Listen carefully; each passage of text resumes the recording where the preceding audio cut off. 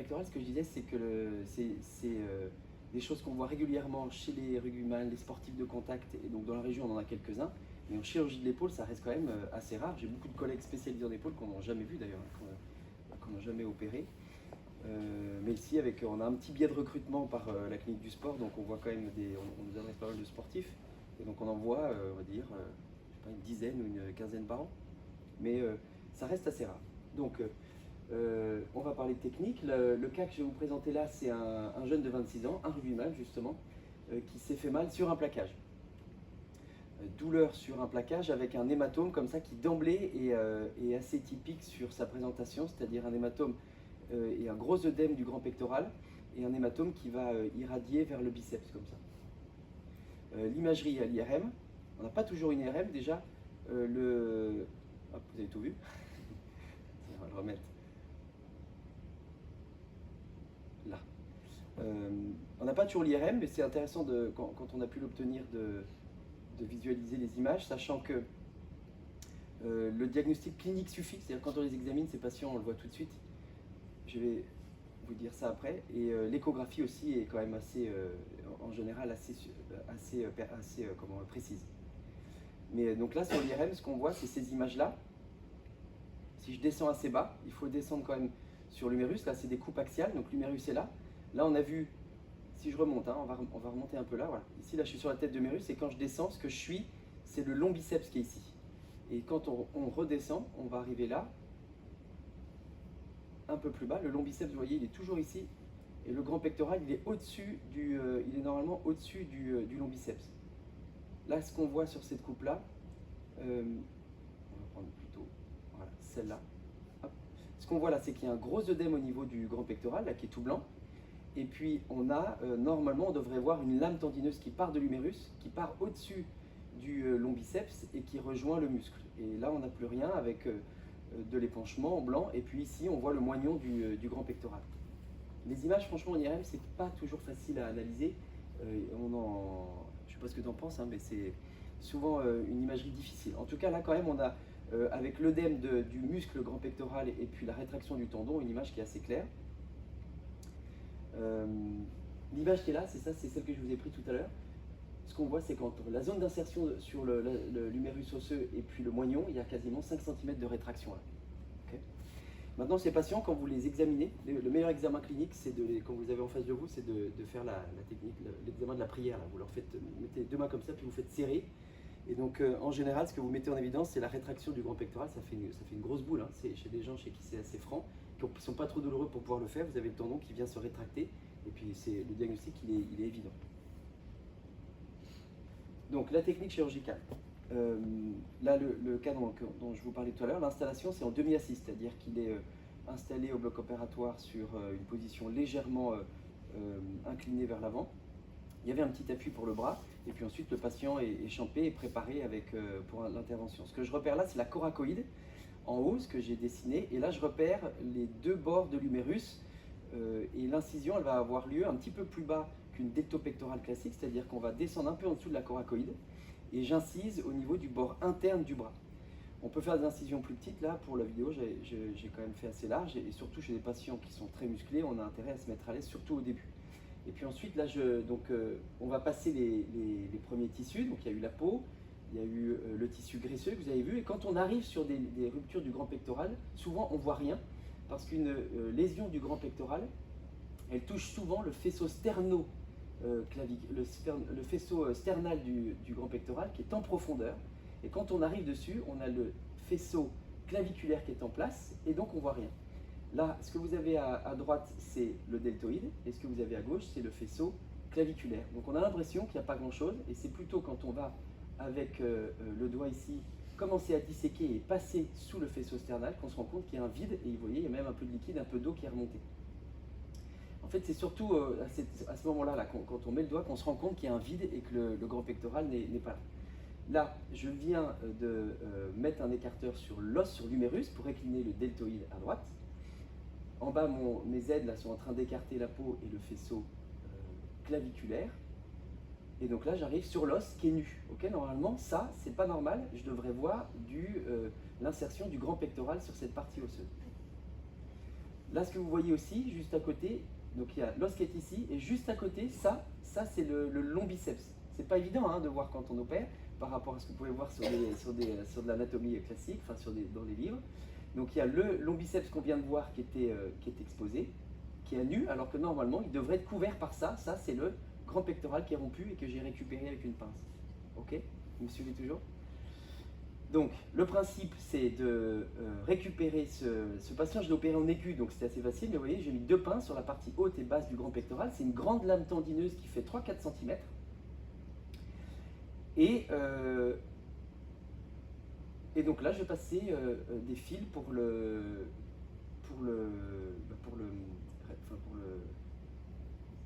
suturer. Donc c'est des gros fils là qui sont maintenant disponibles, beaucoup plus épais que ce qui existait autrefois, qui sont des diamètres numéro 5. C'est beaucoup plus gros que ce qu'on utilisait avant et je vais en parler après, mais globalement ça nous a un petit peu changé la donne. Donc là, ce que je fais, c'est des points dits de maçonnalène, c'est-à-dire que je passe une fois.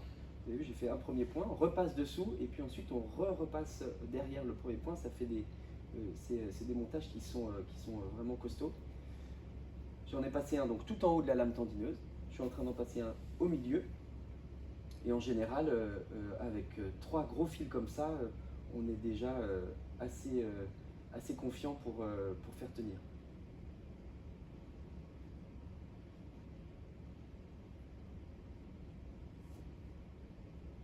En fait, le principe, c'est de passer une fois, on passe une deuxième fois, et donc on a déjà un premier U au niveau du tendon, puis on repasse derrière ce U, c'est-à-dire que le fil va s'appuyer sur lui-même.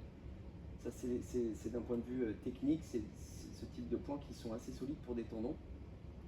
Donc vous avez vu, le tendon, je l'ai mis sur fil. Maintenant, je vais sur la zone osseuse qui va recevoir le tendon, sa zone d'insertion. J'avive l'os, c'est de l'os diaphysaire, donc très cortical, très solide. On ne peut pas l'aviver plus que ça. Donc je fais simplement, là ce que je fais, c'est que je rugine. Ruginer, ça veut dire simplement le mettre à nu et enlever les tissus mous qui sont normalement apposés dessus.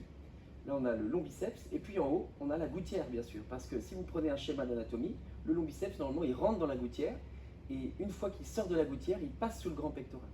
Donc le grand pectoral, il va commencer l'insertion du grand pectoral, c'est là où je viens de faire mon premier trou de mèche, elle est juste en dessous de la gouttière. Okay, c'est-à-dire que la gouttière, elle est là, et le grand pectoral, là, je fais un point ici, un premier trou là, un premier trou là, et un premier trou là, pour avoir 3 points d'insertion. Une fois qu'on a fait ces points d'insertion, sur chaque fil, je vais glisser ce qu'on appelle un endobouton. Donc vous voyez, cet endobouton, c'est juste un petit bouton qui a un petit morceau de métal qui a deux œillets, et ce qui permet de passer le fil dedans. D'accord ?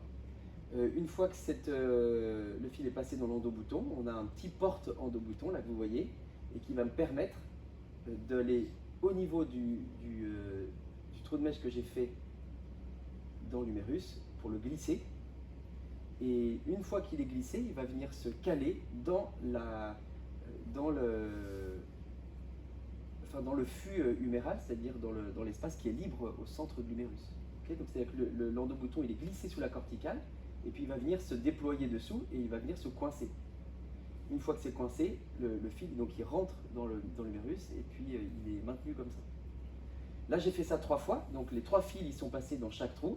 Et une fois qu'on tire sur le premier fil, ça va permettre de réduire et de ramener le grand pectoral. Vous avez vu là, voilà, là je serre mon premier point et le grand pectoral il vient s'appuyer, il vient jusqu'à l'humérus.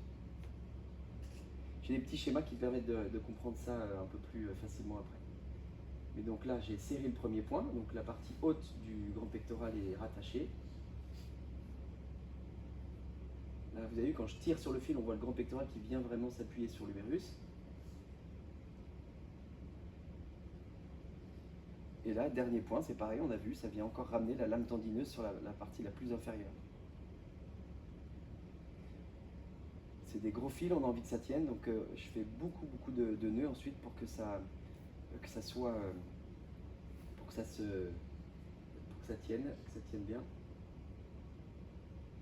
Ok, donc là, on a toute la lame tendineuse maintenant qui est rapprochée et qui est réappliquer au niveau de l'humérus. Ok.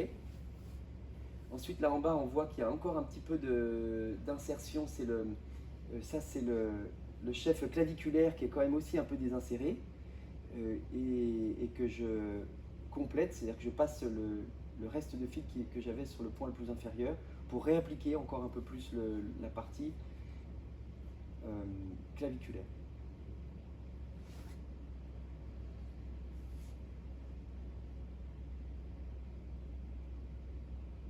Une fois que ça c'est fait, on coupe les fils. Et ce qui est vraiment très palpable, c'est qu'une fois qu'on a tout lâché et qu'on remet son doigt comme j'avais fait au début, là, on retrouve l'anatomie normale, c'est-à-dire quand on a l'espace delto-pectoral, entre le deltoïde qui est ici et le grand pectoral, cet espace, quand on vient essayer de se glisser dedans, ça tient, et puis on peut repalper cette lame profonde du grand pectoral. Et c'est comme ça qu'on vérifie que le tendon est bien réappliqué. Ok, donc voilà, ça c'est la technique. Les résultats chez ce patient, à 1 mois, c'est un patient qui était très sportif, donc qui a très vite récupéré. Et le test qu'on fait, c'est celui-là. Et là, ce qu'on voit, c'est quand on fait ce test, c'est le tendon grand pectoral qui est bien en place. On peut même souvent le palper, on retrouve toute son épaisseur. La cicatrice est bien. Et puis sur le plan radiographique, vous voyez ces petits endoboutons, ils viennent se glisser sous la corticale. Là, il s'est glissé sous la corticale externe. Et puis les autres, je fais en sorte je fais toujours comme ça, c'est-à-dire que finalement je fais deux petites ouvertures, et puis il vient se glisser soit sous la première ou soit sous la deuxième corticale. Peu importe, vous voyez que c'est tout petit, on n'a pas besoin de les enlever, ces implants, et c'est un patient ensuite qui a très bien récupéré. Donc globalement, ça marche bien, enfin cette technique marche bien. Si on reprend un peu l'histoire des techniques, il y en a plusieurs. Autrefois, moi c'est comme ça d'ailleurs que j'ai appris à faire au début de mon internat, mais on passait des fils, et puis on faisait un trou dans l'humérus pour glisser passer les fils, on les récupérait de l'autre côté et le tendon était vraiment appliqué, il venait vraiment se mettre à l'intérieur de l'humérus. Le problème de ça, c'est que ça fragilise et que j'ai déjà vu des fractures survenir après avoir fragilisé comme ça l'humérus. Ensuite, on a utilisé, et ça j'ai vu aussi, c'est comme ça que je faisais au début, des encres. Donc c'est simplement des petites encres vissées qui viennent se mettre au niveau de la corticale, et puis donc ça marche très bien. Et c'est vrai que les endoboutons, ça cet intérêt de venir se glisser, c'est discret déjà, ça fait des tout petites incisions et ça vient s'appliquer dans le flux huméral dessous. Et puis vous l'avez vu, ensuite ça glisse, ça coulisse bien et ça permet de réinsérer le tendon. Il y a plein de façons de passer les fils, là vous voyez, c'est des montages aussi. Ceux que je vous ai montrés, je pense que c'est ce qu'il y a de plus simple. Les fils de suture, autrefois on utilisait des sutures numéro 2, j'ai utilisé ça longtemps sur des encres et j'ai eu de la casse aussi, c'est quand on les serre, on a besoin de serrer très fort et ça vient un peu ça frotte sur les encres ou sur l'humérus et ça casse. Mais avec ces grosses sutures là, franchement, ça marche très bien. Il y a plein de montages qui ont été décrits et globalement ce qu'on voit c'est que les grosses sutures, ça augmente de 60% la résistance, donc c'est fiable. Les résultats de tout ça, ça marche très bien. Quand on répare des grands pectoraux, 90% de résultats bons à très bons, avec une force qui récupère très bien. On a très peu de complications, c'est surtout des problèmes de cicatrices. Donc la cicatrice, il ne faut pas l'approcher trop du creux axillaire, parce que sinon ça fait des rétractions et c'est très mal supporté. Les récidives sont rares, 1%, en particulier là, dans cette revue systématique, il y avait 500 patients qui ont été réexaminés, enfin revus dans la littérature. On voit que les retours au sport sont très bons et que les retours au sport se font assez rapidement. Ils mettent 6 mois. Moi, dans ma pratique, ce que je vois, c'est quand même donc beaucoup de rugbyman ou de bodybuilders et qui récupèrent très très vite. C'est en 2-3 mois, souvent, ils sont déjà en train de reprendre de la musculation. On essaie de les ralentir, mais surtout les bodybuilders, c'est très très dur de les canaliser. Voilà.